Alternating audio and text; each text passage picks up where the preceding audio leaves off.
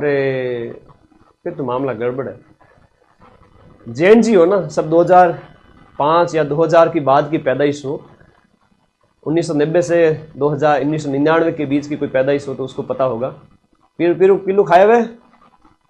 जाड़ का वृक्ष जानते हो? मैंने नहीं खाया सर। कोई बात नहीं मोनिका, छोटे बच्चे हो ना इसलिए। पिल्लू का जाड़ का पेड़ मम्मी पापा से पूछा करो, वो बता देंगे। तो जाड़ का पेड़ जहां है, जहां आपके कैर है, शमी है, वो जांगल प्रदेश की निशानी है, ऐसा हमारी इस किताब में कहा गया है। बीकानेर और नागौर के आसपास का क्षेत्र है वो आपके जांगल प्रदेश के नाम से जाना गया। कौन सा क्षेत्र? एक तो यहाँ का नागौर हो गया, और इधर वाला हम बात करें बीकानेर, ठीक है। तो नागौर और बीकानेर, वैसे ये पूरा मैं लाइन टू लाइन वापस से फटाफट रिवीजन कराऊंगा, क्यों चिंता करते हो? एक एक लाइन का मैं रिवीजन करूंगा बहुत बढ़िया तरीके से। अभी तो मैं अपनी तरीके से करा रहा हूं, है ना। ये तो मदन सर का स्टाइल है कि मैप के माध्यम से आपको माइंड में मैप बना के याद करवा रहा हूं, तो लाइन टू लाइन पढ़ाऊंगा। तो मरु कांतार, हमने इस एक प्रदेश की बात की सबसे पहले मारवाड़ क्षेत्र की बात की, फिर हमने इस जांगल प्रदेश की बात की कि आज जो आप राजस्थान देखते हो वो राजस्थान नहीं है। और बहुत बढ़िया मनीषा कह रही है कि जसनातियों के लिए पवित्र पेड़ है जाल का पेड़। बहुत बढ़िया, शाबाश। जसनाती इसको पूछते हैं, वो तो हम संत संप्रदाय पढ़ते हैं, तब सब पढ़ते हैं, दुनिया भर की चीजें पढ़ते हैं, लेकिन आरबीएससी की किताबों से प्रश्न आ रहे हैं, क्या करें अब, है ना। ठीक है। पोथी पढ़ पढ़ जग मुआ, सिलेक्शन भयानक कोई, ए छोटी पतली किताबें पढ़ लो तुरंत सिलेक्शन हो। हिस्ट्री कल्चर मेरी जिम्मेदारी है, बाकी के सब्जेक्ट तुम कवर कर लेना ऐप के अंदर पढ़ के। तुम्हारा भाई तुम्हारे साथ हमेशा ढाल बन के खड़ा रहेगा, ठीक है ना। मुझे अपना मानते हो कि नहीं मानते हो ये बताओ पहले तो, है कि मैं थान लोगों ने खारो लागू। चलो, जांगल प्रदेश, नागौर, बीकानेर, और नागौर बीकानेर थोड़ा चूरू का भी भाग, तो ये वाला क्षेत्र है वो जांगल था, ये मरु कांतार था, ऐसा उल्लेख आपकी इस किताब के अंदर मिलता है। अगला प्रश्न, खैर बढ़िया तरीके से हमने कवर किया इसको। अगली लाइन के अंदर यह लिखा हुआ है मत्स्य प्रदेश। मत्स्य प्रदेश और शूरसेन प्रदेश, इनका उल्लेख महाभारत में मिलता है। रे किस में मिलता है? महाभारत में। महाभारत में हमें उल्लेख मिलता है दो जनपदों का, वो मिलता है, एक तो आपका मत्स्य प्रदेश है, एक आपका शूरसेन प्रदेश है। अब होशियारी नहीं करनी, आरबीएससी की किताब में होशियारी नहीं करनी कि गुरुजी मार्क ने तो इन्होंने बढ़िया बढ़िया नोट्स पढ़िया है, तो बेटा 100 अकल सड़ी पड़ी, 10 अकल दड़ी पड़ी, एक अकल काम आती है। सीधी सी बात है, आरबीएससी की किताबों से प्रश्न आ रहे हैं। तुम दुनिया भर के नोट्स लेके बैठ जाओ, कुछ नहीं होने वाला है। ये नहीं पढ़ा तो फिर कुछ नहीं पढ़ा, देसी घी नहीं खाया तो क्या खाया। मजा आ रहा है तुम लोगों को भी, बड़े आनंदित हो रहे हो, है? ऐसा ही प्यार बरसाते रहे और बाकी सब्जेक्ट जो है ऐप से पढ़ते रहे, तब तो मैं back to back history culture की पूरी किताब कराऊंगा, 9वीं वाली कराऊंगा, जैन और माली वाली किताब कराऊंगा, है ना। मेरा अब दिमाग थोड़ा सा विद्यार्थियों के लिए सटक गया है, ठीक है। कहाँ गई जैन और माली वाली किताब? इस किताब को भी खोल के रख दूंगा, पूरा करा दूं। ये लो, जैन और माली वाली किताब करवा दूं पूरी। हाँ, बहुत अच्छी किताब है, तो करवा दूंगा, मेरा क्या है। जैसे जैसे मुझे टाइम मिलेगा करवाता जाऊंगा। हिस्ट्री कल्चर में कठिन प्रश्न आते हैं, डेफिनेटली बहुत कठिन प्रश्न आते हैं। ये जैन और माली वाली किताब है। वैसे इसमें ज्यादा कोई ठीक मतलब कोई कठिन प्रश्न आया तो पहले आरबीएससी में से फिर इसमें से आ जाएगा, ठीक है। अरे वीडियो को लाइक तो कर दो, कमेंट बॉक्स में ऐसे तो कर दो यस सर करवा दो। हिस्ट्री कल्चर मेरी जिम्मेदारी, अदर सब्जेक्ट तुम पढ़ लेना बैच में से। तुम्हारा सिलेक्शन नहीं हो तो मेरे से आके मिलना। पूरी पढ़ाओगे क्या? पूरी पढ़ाऊंगा बेटा, सारे सब्जेक्ट नहीं पढ़ा पाऊंगा, हिस्ट्री और कल्चर वो मेरी जिम्मेदारी। ये मत समझ लेना कि ये पढ़ लिए तो सर नौकरी लग जाएगी। नौकरी लगने में मैं सहयोग करूंगा, 5 नंबर से जहां तुम कट ऑफ से बाहर होगे वहां मैं सहयोग करूंगा। बाकी तो तुम्हें पूरा पढ़ना पड़ेगा, पूरा बैच, है ना। Math, reasoning, computer science, India GK के 4 subject, history, polity, geography, economy, कौन समझाएगा फिर। खैर, तो हिंदी ग्रंथ अकादमी की तो किताब है ये। क्या लिखा हुआ नीचे? राजस्थान हिंदी ग्रंथ अकादमी, बड़ी बात ना करें, नीचे क्या लिखा हुआ है? हिंदी ग्रंथ अकादमी लिखा हुआ है ना। सारी करवा दूंगा, चिंता ही मत करो। अब मेरे को देख देख यूट्यूब पे कई लोग स्टार्ट कर देंगे, देख लेना। ओके, आ जाओ। तो मत्स्य प्रदेश और शूरसेन, इसका उल्लेख कहां मिलता है? आपके महाभारत के अंदर मिलता है। ठीक बात। मत्स्य प्रदेश में कौन कौन से प्रदेश आते हैं? मत्स्य प्रदेश में कौन कौन से प्रदेश आते हैं? महाभारत में इसका उल्लेख मिलता है। ध्यान रखना, जयपुर, अलवर और भरतपुर। जयपुर ये रहा, अलवर ये रहा और भरतपुर वाला ये रहा। अच्छा, हम कहेंगे वर्तमान में कौन से आते हैं जो आरबीएससी की किताब में नहीं दिया हुआ है, तो आप इसमें कोटपुतली, बहरोड और ऐड कर लो। कोटपुतली, बहरोड भी ऐड कर लीजिए। 3 के अलावा चौथा जिला ये ऐड कर लेवे कि नहीं कर लेवे, ये बता दो, क्योंकि 41 जिलों के अनुसार पढ़ रहे हैं सर। बुक से पढ़, दोनों पढ़ो, ठीक है। चौथा ये जिला ऐड कर लो, ठीक है।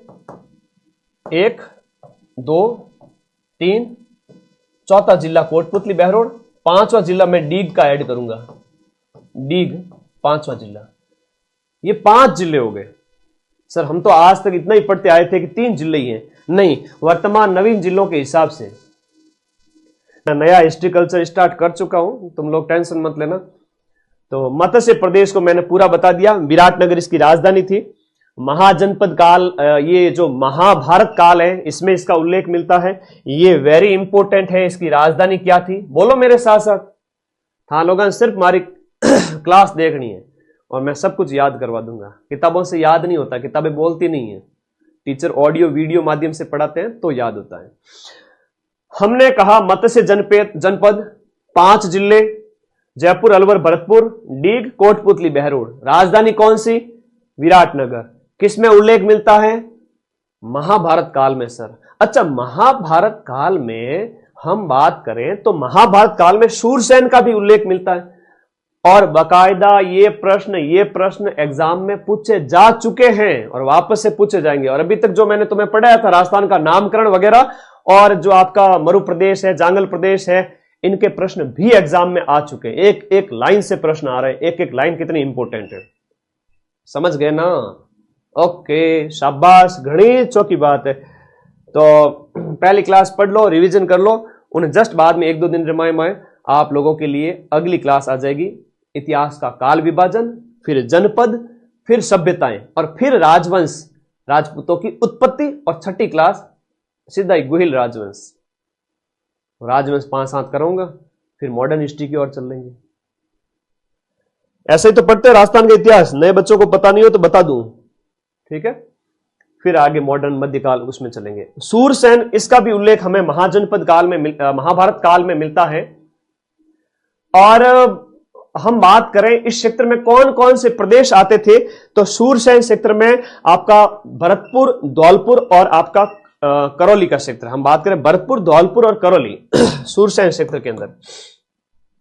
शूरसेन क्षेत्र, इसको मैं थोड़ा सा पीले कलर से, भरतपुर वाला, धौलपुर वाला, करौली वाला, करौली, धौलपुर और भरतपुर, ये जो 3 क्षेत्र है ना, ये शूरसेन के अंदर आते हैं। चलो लिखवा देता हूं। शूरसेन में आता है एक तो आपका भरतपुर का क्षेत्र, और भरतपुर का वो क्षेत्र जो यूपी के मथुरा से सटा हुआ है, यूपी के मथुरा से सटा हुआ है, वो वाला क्षेत्र इसके अंदर आता है। मतलब उसका जो बॉर्डर इलाका है वो मथुरा से सटा हुआ भरतपुर वाला, पूर्वी भरतपुर वाला, पूर्वी भरतपुर कहोगे, विशुद्ध रूप से शूरसेन है। फिर आता है इसके अंदर करौली, डांग की रानी करौली, और इसके साथ आता है आपका धौलपुर। क्या आता है? धौलपुर। मैंने पहले सोचा, मैंने कहा यार आज की क्लास में मैं सभ्यता ही करवा देता हूं। फिर मैंने कहा मेरी स्पीड तो करवाने की है, लेकिन हर विद्यार्थी इतनी कैपेसिटी वाला थोड़ी होगा कि सभ्यता भी पढ़ ले और ये भी पढ़ ले। तो फिर मैंने कहा आज राजस्थान के नामकरण तक ही चलूंगा, फिर इतिहास का काल विभाजन, फिर जनपद और फिर एक एक सभ्यता। यह आइडिया अच्छा है। पूरी प्लेलिस्ट बना दूंगा यूट्यूब पर। क्या कहते हैं पब्लिक, बता दो। ऐसे धीरे धीरे रे मना, धीरे सब कुछ होए, अनमाली सींचे 100 घड़ा, ऋतु आए जन फल होए। एकदम डाकी की तरफ पेट भर के खा ले, भूख मिटती है क्या? ना, थोड़ा थोड़ा खाने से वो वाली बात है। जापान के लोग पूरा पेट भर के नहीं खाते हैं, थोड़ा थोड़ा खाते हैं, 100 साल जीते हैं। नोट्स ये दोगे या पैनल पीडीएफ दोगे? मैं दोनों ही दे दूंगा, लेकिन तुम्हें प्रिंट आउट सिर्फ और सिर्फ मैं जो A4 साइज के नोट्स दूं उसका निकालना, और उसके नोट्स में एक साथ में दूंगा। कौन से नोट्स दोगे सर? देखो, मैं पहला अध्याय पूरा दूंगा। पहले अध्याय के अंदर क्या है? पहले अध्याय के अंदर राजस्थान के इतिहास का परिचय पूरा है। तो मतलब कहने का मतलब है राजवंश, सभ्यताएं, राजस्थान का परिचय, सब कुछ दूंगा। दूसरा जो टॉपिक है संत और लोक देवताएं, तो संत और लोक देवता का अलग से A4 साइज के नोट्स दूंगा। अच्छा, जब नोट्स दूंगा तो बीच में मेरे ये जो है ना, ये कटिंग भी डाल डाल के दूंगा। स्नेह स्नेह पढ़ाओ सर। हाँ भाई, घणो ही संस्कृत में बोल रहे लखनऊ और लाडो, स्नेह स्नेह। तो दो मैंने एक चीज बताई, धीरे धीरे पढ़ो। नित बड़ी है, मारवाड़ में कहे कि रोजाना काम करो। पिताजी क्या करते हैं कि रोजाना काम करो, धीरे धीरे, रोजाना का रोजाना। और नित बड़ी है कि पूरे साल भर में इतना पढ़ लोगे कि कोई नहीं पढ़ पाएगा। कछुआ चाल चलो, लेकिन slow and steady wins the race. Matsya जनपद पढ़ा, सूरसेन पढ़ा, दोनों का उल्लेख महाभारत में मिलता है। मत्स्य जनपद में जयपुर, अलवर और आपका भरतपुर मिलता है, 2 नए जिले ऐड कर दिए। और सूरसेन में करौली, धौलपुर और भरतपुर है। बस इतना सा आपको ध्यान रखना है। अब जैसे जैसे हम आगे चलते हैं, हमें कुछ और नाम भी यहां पर मिलने स्टार्ट हो जाते हैं। क्या नाम मिलते हैं, आइए इसके ऊपर बात करते हैं। बस अगले 5 मिनट में सारा कुछ मैं यहां पर करवा दूंगा, ठीक है? चलो एक बार के लिए थोड़ा सा इसको कॉपी कर लेते हैं। हाँ जी, हाँ, इसको कॉपी कर लेते हैं, क्योंकि मैप कॉपी करके पीछे वाला मैप डिलीट नहीं होगा, सिर्फ ये वाला मैं हटा रहा हूं। एकदम ऑफलाइन वाली फीलिंग आ रही है कि नहीं आ रही, ये बताओ पहले तो। मजा आ रहा है कि नहीं आ रहा है? आनंद ही आनंद गुरुजी, आनंद ही आनंद। तो इसको कॉपी कर लेते हैं, थोड़ा क्या है, अपने मैप और काम आ जाएंगे। चलो, और किताब में जब आगे बढ़ते हैं तो हमें और प्रश्न मिलते हैं जो एग्जाम में आने लायक है। सर बुक कितने की है? बुक तो मात्र कितने की होगी यार, 50-100 रुपए की होगी लास्ट। बुक आपको लाने की जरूरत नहीं है, पीडीएफ पढ़ लिया करो। लाने की इच्छा है तो ले आना, 50-100 रुपए की होगी। 150 पेज है इसमें, है ना? पहले मैं पूरा पढ़ा देता हूं, फिर मेरी कभी सटक गया तो मैं 12 घंटे के अंदर एक साथ ही करवा दूंगा, ठीक है? तुम टेंशन मत लो, मुक्त जबानी याद करा दूंगा सब कुछ। एक उल्लेख मिलता है भौगोलिक विशेषताओं के आधार पर नामित प्रदेश। बहुत अच्छा प्रश्न है, विद्यार्थी कई बार गलती कर देते हैं। अभी तक जितने भी हमने पढ़े थे, मैं अलग से लिखवाना चाहूंगा, निवास करने वाली जातियों के आधार पर। क्या है सर, ये तो छोटी छोटी लाइन है, आप इतना टाइम क्यों दे रहे हो इनको? अगर ऐसा ख्याल मन में आ रहा है तो मैं तुम्हें बता दूं कि एग्जामिनर कैसा भी प्रश्न बना सकता है। तो निवास करने वाली जातियों के आधार पर, निवास करने वाली जातियों के आधार पर राजस्थान के विभिन्न प्रदेशों का जो नामकरण है वो क्या है सर? वो है क्या है सर? वो तो ये है आपके मरु कांतार वाला हो गया, मरु जांगल प्रदेश, या जो मैंने मत्स्य सूरसेन वाला वो पढ़े थे वो थे। अभी जो मैं ये मालव शिवी वगैरह ये नहीं पढ़ा है मैंने, ये आगे पढ़ाऊंगा, ये तो मैप है खाली। और सूरसेन मत्स्य वाले ये निवास करने वाली जातियों के आधार पर है। अब जो बढ़ाऊंगा वो है भौगोलिक विशेषताओं के आधार पर नामित प्रदेश। ये है प्रश्न, है ना? भौगोलिक विशेषताओं के आधार पर। अगला प्रश्न स्टार्ट होता है कि ये पीडीएफ तुम्हारे फोन में सेव रहनी चाहिए भाई, ठीक है? भौगोलिक विशेषताओं के आधार पर, भौगोलिक विशेषताओं के आधार पर जो राजस्थान के विभिन्न प्रदेशों के नाम रखे गए हैं, हम उनकी बात करेंगे। और उनमें जो पहला है वो है कांठल प्रदेश। अब परीक्षा में प्रश्न यह आएगा, निम्न में से कौन सा नाम राजस्थान में निवास करने वाली जातियों पर आधारित नाम नहीं है? कांठल, मत्स्य, सूरसेन, मरुवार। कहोगे सर ऐसा तो कभी पढ़ा ही नहीं था, ये कहां से आ गया? ये इस किताब के अंदर पहली लाइन ही लिखी हुई है। पहली लाइन लिखी है भौगोलिक विशेष, तीसरे पैराग्राफ की पहली लाइन लिखी हुई है, भूगोल की विशेषताओं के आधार पर नदी, पहाड़, झीलें, उनके बेस पे उनका जो नामकरण किया गया है वो भौगोलिक विशेषताओं के आधार पर नाम है। तो थोड़ा समझना पड़ेगा। ये पीडीएफ टेलीग्राम ग्रुप में मिलेगी मेरे लाला, ये देखो, इस वीडियो के नीचे ये देखो ब्लैक कलर में लिंक पिन किया हुआ है, फटाफट जाओ टेलीग्राम ज्वाइन करो, फ्री में मिलेगी। अब भूगोल की विशेषताओं के आधार पर, जैसे पहला नाम है आपका कौन सा, कांठल प्रदेश। कौन सा नाम है? भूगोल की विशेषताओं के आधार पर पहला नाम है कांठल प्रदेश। सर कांठल, हाँ ये भौगोलिक नाम है। कांठल वाला प्रश्न भी एग्जाम में आता है और आगे नए नए तरह के प्रश्न आते जाएंगे। कांठल की जब हम बात करते हैं, माही नदी के आसपास का जो क्षेत्र है, जो प्रतापगढ़ तक का भूभाग है, जब हम बात करते हैं, माही ऐसे चलती है ना, बांसवाड़ा डूंगरपुर को काटती है, तो जो ये बांसवाड़ा प्रतापगढ़ का जो ये क्षेत्र है, माही नदी का क्षेत्र, इसे हम कांठल कहेंगे। ठीक है, याद रखना है, माही नदी के पास का प्रतापगढ़ का भूभाग। ठीक है, कांठल किसे कहेंगे? माही नदी का बहाव क्षेत्र। और माही नदी का जो बहाव क्षेत्र है कहां पर सर? प्रतापगढ़ में। माही नदी का बहाव क्षेत्र प्रतापगढ़ में क्या कहलाता है? कांठल कहलाता है। बस इतना याद रखना है, तो ये आपको याद रखना है। तो ये भौगोलिक नाम है, नदी के आधार पर, नदी के बेस पे इसका नाम रखा गया है। ठीक है, ओके।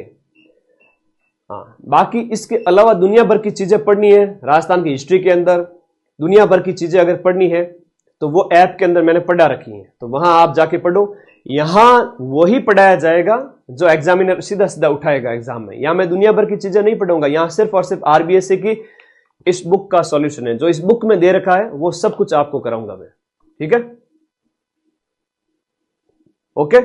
चलो, दुनिया भर की चीजें मुझे पता है, बहुत सारी चीजें हैं जो इसके आउट भी हैं, लेकिन वो एग्जाम में नहीं आ रही है। एग्जामिनर सिर्फ इसमें से ही प्रश्न पूछ रहा है, क्या करें? तो मैं वही चीज पढ़ूंगा जो प्रश्न एग्जाम में पूछे जाते हैं। ठीक है, माही नदी के कांठे पर स्थित है। कांठा मतलब किनारे, इसे मतलब माही नदी के कांटे पर स्थित है। माही के कांठे यानी कि माही का जो किनारा है उस पर स्थित होने के कारण इसे कांठल प्रदेश कहा गया। माही के कांठे पर स्थित होने के कारण इसे कांठल प्रदेश कहा गया। एक और नाम मिलता है छप्पन। छप्पन का मैदान, यह भी प्रश्न परीक्षा में आता है ना। नाम आसपास का करेंगे तो बहुत दुनिया भर की चीजें हो जाएगी, और मैं इतना कहूंगा कि इससे बाहर प्रश्न नहीं आएगा। बाकी तो तुमको मैं पूरा ऐप के अंदर हिस्ट्री की 150 से ज्यादा क्लास कराता हूं, हिस्ट्री की 150 से 200 क्लास, वो ऐप में पढ़ो। ये वो चीज है जो शुद्ध रूप से एग्जाम में आते हैं, समझो इस बात को यार, देसी घी है ये। हम बात करते हैं आपका छप्पन का मैदान। ये भी एक भौगोलिक नाम है, ये भी इस किताब में उल्लेख मिलता है, छप्पन का मैदान। ये भी माही नदी के आसपास, जो माही नदी का बहाव क्षेत्र है वहां का नाम है, और प्रतापगढ़ बांसवाड़ा के बीच का क्षेत्र है। प्रतापगढ़ कौन सा है सर? देखो प्रतापगढ़ तो ये है और ये है बांसवाड़ा। तो प्रतापगढ़ और बांसवाड़ा क्षेत्र में जहां माही नदी चलती है वहां का जो 56 गांवों का जो समूह है, ठीक है, इसमें एक तो आता है प्रतापगढ़ और एक आता है आपका बांसवाड़ा। प्रतापगढ़ और आपका जो बांसवाड़ा का बीच का 56 गांवों का, 56 नालों का समूह, अलग अलग नाम मिलते हैं, 56 गांव, 56 नाले, ठीक है, उनका जो क्षेत्र है ये आपके क्या कहलाता है? ये आपके कहलाता है 56 का मैदान। ये इस किताब के पहले पैराग्राफ के पहले पेज की अंतिम लाइन में लिखा हुआ है। ठीक है गुरुजी, ये तो सारी चीजें हम याद कर ली हैं। आगे बढ़े, क्योंकि सीधे सीधे प्रश्न हैं। बुक तो मार्केट में मिल जाती है, आप तो ये किताब ले आओ सीधा सा, कोई दिक्कत नहीं है। और बाकी तो सारे सब्जेक्ट पढ़ ही रहे हो, क्या टेंशन है। आगे बढ़े भाई, चलो अगर बस 5 मिनट और आगे चलते हैं। और इसी क्षेत्र के अंदर ऊपरमाल का एक शब्द आता है, वो भी भौगोलिक क्षेत्र है। ऊपरमाल, मुझे पता है दुनिया भर के शब्द हैं जो आपके दिमाग में आ रहे हैं, लेकिन इस किताब में ऊपरमाल लिखा हुआ है। एक दो चीजें और है। ऊपरमाल की बात करें तो भैंसरोडगढ़ से बिजोलिया के बीच में, भैंसरोडगढ़ कहां पर है? आपका चित्तौड़गढ़ के अंदर, और जो बिजौलिया कहाँ है, भीलवाड़ा के अंदर। तो हम ये कहेंगे कि आपका भैंसरोडगढ़, बिजौलिया भीलवाड़ा से भैंसरोडगढ़ के बीच का क्षेत्र लिखिएगा। बिजौलिया भीलवाड़ा में पड़ता है, बिजौलिया भीलवाड़ा से भैंस से चित्तौड़, भैंसरोडगढ़ चित्तौड़, इसके जो बीच का जो क्षेत्र है उस क्षेत्र को हम क्या कहेंगे, ऊपरमाल कहेंगे। ठीक है गुरुजी, यह भी एक भौगोलिक नाम है जो इस किताब में दिया हुआ है। और उदयपुर के आसपास जो पहाड़ियों वाला क्षेत्र है वो गिरवा कहलाता है, वो नाम भी दिया हुआ है। उदयपुर कहां है सर, ये रहा उदयपुर। तो एक हमें उल्लेख मिलता है यहां पर गिरवा का भी, और गिरवा प्रदेश कहां पर है सर, ये उदयपुर के अंदर है। अच्छा, उदयपुर में जो तस्तरी नुमा क्षेत्र है, पहाड़ियों से घिरा हुआ उदयपुर शहर, जो चारों तरफ पहाड़ियां ही पहाड़ियां हैं, हम उसकी बात करते हैं। तो ये पहाड़ी क्षेत्र है ना, तस्तरी नुमा पहाड़ी क्षेत्र। तस्तरी समझते हो, डिस्कस, तस्तरी नुमा पहाड़ी क्षेत्र, जिसने चारों तरफ से हम बात करें उदयपुर को घेर रखा है, वो आपका गिरवा प्रदेश कहलाता है। क्या कहलाता है, गिरवा। अब एक उल्लेख मिलता है कि जैसलमेर के लिए मांड प्रदेश का नाम मिलता है, यह भी एक भौगोलिक नाम है, यह भी आपके इस सेकंड पेज के तीसरी लाइन में लिखा हुआ है। मांड प्रदेश कहा गया है जैसलमेर को। इसको मैं अपनी तरफ से ऐड करता हूं, इसको वल प्रदेश भी कहा जाता था, यह भी आपको याद रखना है। अब वागड़, जो बांसवाड़ा डूंगरपुर का जो क्षेत्र है, ये वाला क्षेत्र आपके वागड़ कहलाता है। ठीक है, क्या कहलाता है, वागड़। ये वागड़ का इलाका है। मुझे पता है बांगड़ क्षेत्र इसको कहेंगे, ऊपर वाला जो शेखावाटी वगैरह का जो क्षेत्र है, और इधर जो हनुमानगढ़ वगैरह जो उत्तरी राजस्थान मिल जाता है, बांगड़ कहेंगे। ठीक है, बुक की लाइन टू लाइन पढ़ा दूं, अभी पढ़ाऊंगा, थोड़ा रुको तो सही। और शेखावाटी का ये जो क्षेत्र है, सीकर, झुंझुनू और चूरू का ये इलाका है, इसे शेखावाटी कहा गया। तो ये हमारा पहला टॉपिक आज कंप्लीट होता है। इतिहास का काल विभाजन मैं कल की क्लास में कराऊंगा। पान सड़ैर घोड़ा अड़े विद्या बिसरी जाए, तवे पर रोटी क्यों जल जाती है, क्योंकि गुरुजी फेरी नहीं थी।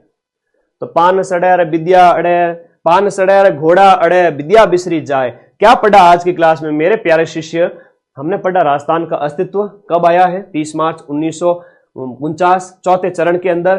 फिर हमने देखा राजस्थान का नामकरण, तो 1800, 1805 और 1829 आपको याद हो गया।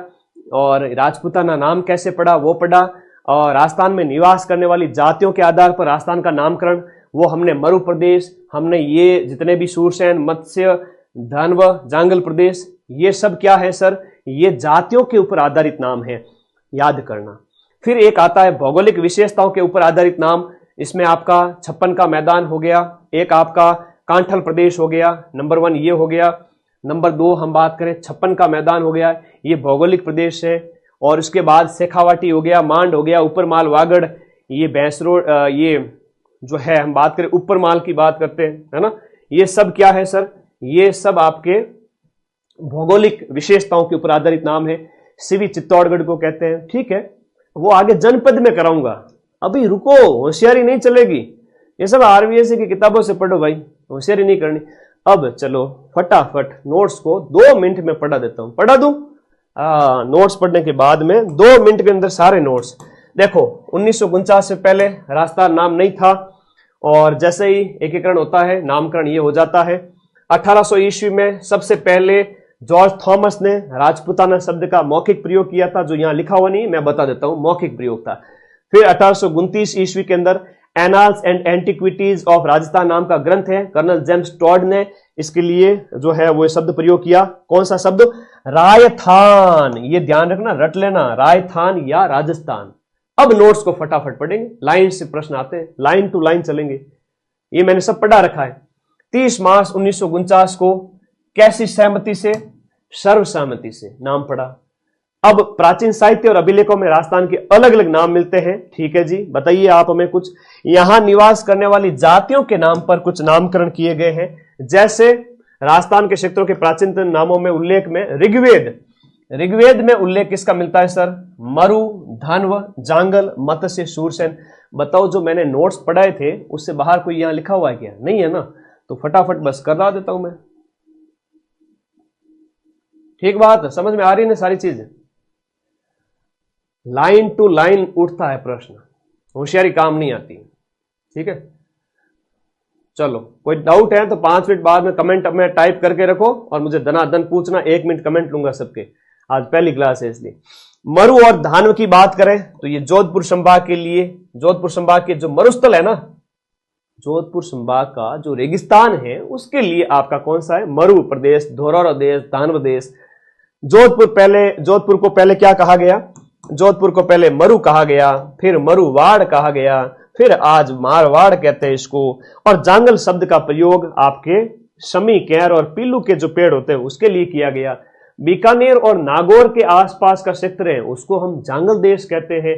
मत्स्य देश जिसका नाम महाभारत में आया है, ये जयपुर, अलवर और भरतपुर के लिए है। मैंने वर्तमान जिले भी ऐड कर दिया। ओके, राजधानी विराटनगर थी। भरतपुर का मथुरा के सटा हुआ क्षेत्र धौलपुर और करौली का क्षेत्र है, उसे शूरसेन कहा गया। प्राचीन राज्य था, महाभारत में उल्लेख मिलता है, महाभारत वाले मैंने करवा दिए। भौगोलिक विशेषताओं के आधारित अन्य नाम जो थे वो भी मैंने करवा दिए। कौन से थे? एक तो कांठल प्रदेश है, माई नदी का जो क्षेत्र, जो प्रतापगढ़ का भूभाग है, प्रतापगढ़ की जो जमीन है जो माई के किनारे पर स्थित है। फिर 56 गांवों का समूह होने के कारण प्रतापगढ़ और बांसवाड़ा के बीच का मैदान क्या कहलाता है? 56 का मैदान है। अभी तो डिटेल में पढ़ाऊंगा, तुम चिंता मत करो, अभी मैंने बहुत कुछ सोच रखा है तुम लोगों के लिए। भैंसरोडगढ़ से बिजोलिया तक का क्षेत्र पठारी होने के कारण, अब ये देखो भैंसरोडगढ़ से बिजोलिया का क्षेत्र वो क्या है? उपरमाल का पठार है। क्या है भौगोलिक विशेषता? पठार है, उसे उपरमाल का पठार कहते हैं। उदयपुर के आसपास का क्षेत्र पहाड़ियों की ज्यादा अधिकता के कारण गिरवा कहलाता है। जैसलमेर का हमें एक पुराना नाम मांड मिलता है, ये प्रश्न आ चुके हैं, हर एक लाइन से प्रश्न आया हुआ है।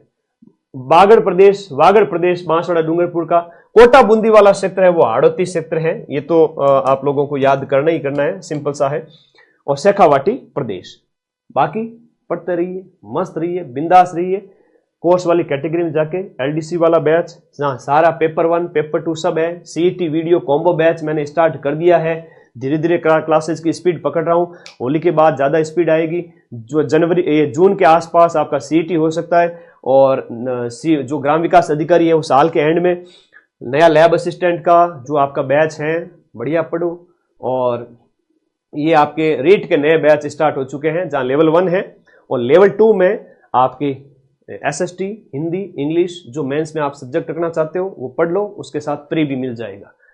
और लैब असिस्टेंट, ज्योग्राफी और सेकंड ग्रेड वगैरह वगैरह। अब आपके कोई डाउट है तो बता दो, फटाफट पूछो, फिर मैं क्लास को एंड कर रहा हूं। 1 घंटे की ये क्लास थी, मैंने सोचा आज तो सभ्यताएं सब पढ़ा दूंगा, लेकिन फिर मुझे पता चला कि विद्यार्थी वर्ग को धीरे धीरे पढ़ाना है। और धीरे धीरे रे मना धीरे सब कुछ हो, ये माली सिंचे 100 घड़ा ऋतु आय जन फल हो। ये जो 150 पेज की किताब है ना, 15 प्रश्न आपका, जैसे मान लो कोई पेपर होता है 150 क्वेश्चंस का, उसमें से 15 से 20 क्वेश्चंस आपके किसके आएंगे? इतिहास, कला, संस्कृति के। और 10 क्वेश्चंस है वो मूल किताब से आएंगे, याद कर लेना। और 10 तुम जो पढ़ते हो ट्रेडिशनल उसमें से। तो बाकी वाले प्रश्न सर 130 प्रश्न के लिए क्या करें, जिसमें इंडिया जीके भी है, Hindi, English, math, reasoning, computer science भी है। तो उसके लिए पर्टिकुलर अपना बैच चल ही रहा है, वो आप पढ़ो। हिस्ट्री, कल्चर, ज्योग्राफी मेरी जिम्मेदारी। तो मेरे भाई बहन क्या सोचते हैं, पब्लिक की क्या डिमांड है? अगली क्लास आएगी इतिहास का काल विभाजन, वो भी आधे पौन घंटे की क्लास होगी और वो बहुत जल्द आएगी, है ना। और फिर आएगा जनपद और फिर आएगा सभ्यताएं। तो आज के लिए इतना ही, प्रोग्राम यही खत्म करते हैं और मिलते हैं बैच के अंदर। मुझे बहुत सारी क्लासेस लेनी है ना, 12 बज चुके हैं। चलिए, धन्यवाद, take care, thank you all of you, धन्यवाद।